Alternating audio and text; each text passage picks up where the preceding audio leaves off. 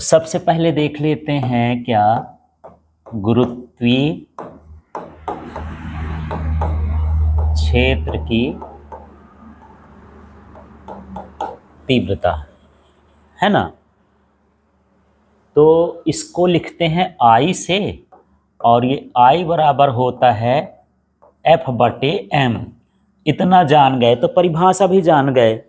F का मतलब होता है गुरुत्वाकर्षण बल और m का मतलब होता है द्रव्यमान, और बटे को या तो अनुपात बोलते हैं या एकांक बोलते हैं। ठीक है, तो यही है गुरुत्वीय क्षेत्र। सबसे पहले गुरुत्वीय क्षेत्र समझ लेते हैं कि है क्या।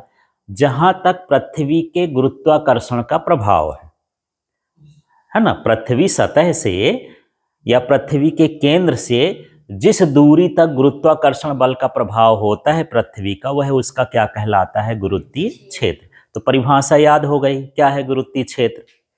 पृथ्वी के केंद्र से, है ना, जहां तक पृथ्वी के गुरुत्वाकर्षण बल का प्रभाव होता है उसे क्या कहते हैं, गुरुत्वीय क्षेत्र।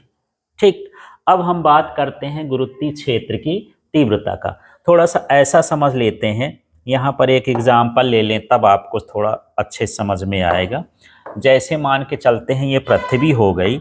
अब इस पृथ्वी में यहाँ ये इलाका है, ये वाला, यहाँ तक मान लो इसके चारों तरफ गुरुत्वाकर्षण बल का प्रभाव है। इसके बाहर जाते हैं तो गुरुत्वाकर्षण बल का प्रभाव खत्म हो जाता है। मान लो ये वाला मैं पूरा क्षेत्र बना लेता हूँ, इसी के चारों तरफ का क्षेत्र। तो इस लाइन के इधर गुरुत्वाकर्षण बल का प्रभाव है और इसके ऊपर गुरुत्वाकर्षण बल का प्रभाव नहीं है, तो ये पूरा का पूरा क्षेत्र क्या कहलाएगा, गुरुत्वीय क्षेत्र कहलाएगा। ठीक है, अब देखो कहीं अलग अलग बिंदु पर अलग अलग बल लगेगा गुरुत्वाकर्षण का। जैसे यहाँ पर है तो कुछ अलग लगेगा, यहाँ पर है तो कुछ अलग लगेगा, यहाँ पर है तो कुछ अलग लगेगा, क्योंकि जो दूरी होती है वो अलग अलग होगी ना। हमारा जो सूत्र है गुरुत्वाकर्षण का, F बराबर क्या होता है, G/m अपॉन क्या हो गया, r²। मान लो ये पृथ्वी का द्रव्यमान, ये पिंड का द्रव्यमान, तो यहाँ पर ये नजदीक है, नजदीक रहेगा तो बल का मान अधिक रहेगा। क्यों, देखो r है तो r का मान यदि कम तो F का मान क्या है, ज्यादा। ये उल्टा रिलेशन है, जब उल्टा में होता है तो एक यदि ज्यादा होता है तो दूसरा क्या होता है, कम हो जाता है।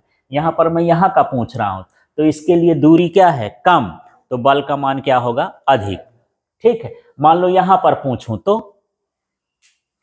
कम हो जाएगा, क्योंकि यहाँ से यहाँ दूरी बढ़ गई, r का मान बढ़ जाएगा तो बल का मान क्या हो जाएगा, कम हो जाएगा। माने यहाँ पर हर बिंदु पर गुरुत्वाकर्षण बल का मान कैसा होता है, अलग अलग।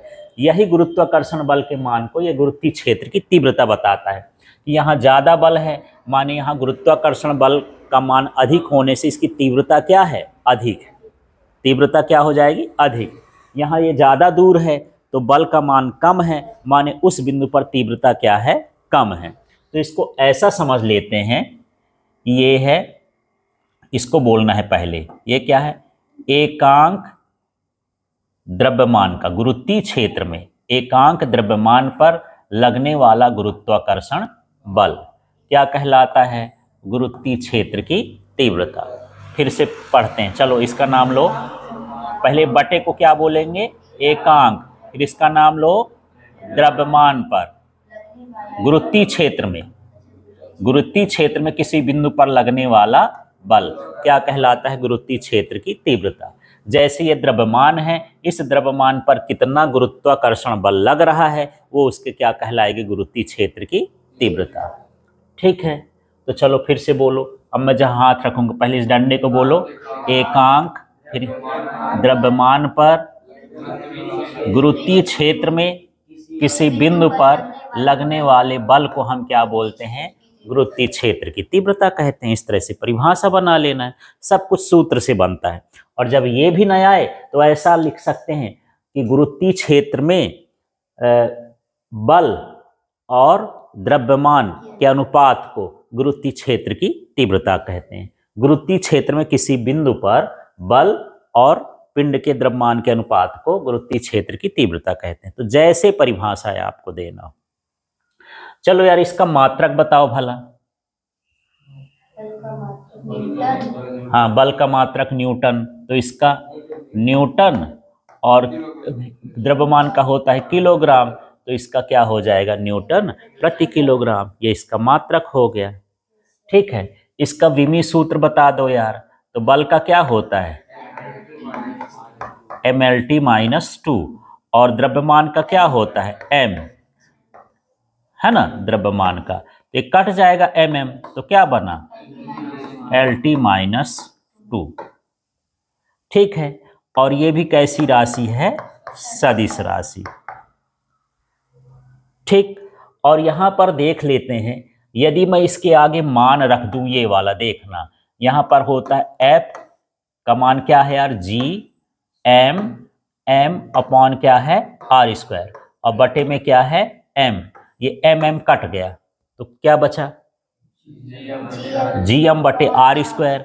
Gm बटे r² स्मॉल g का भी मान होता है। तो यहां पर कह सकते हैं कि जो गुरुत्वीय क्षेत्र की तीव्रता होती है और जो गुरुत्वीय त्वरण होता है, दोनों क्या होता है, बराबर होता है। हाँ, I है गुरुत्वीय क्षेत्र की तीव्रता और G क्या है, गुरुत्वीय त्वरण। आप स्मॉल g का भी मान निकाले हो तो Gm अपॉन क्या है, r², चाहे कैपिटल R जो भी कह सकते स्मॉल r।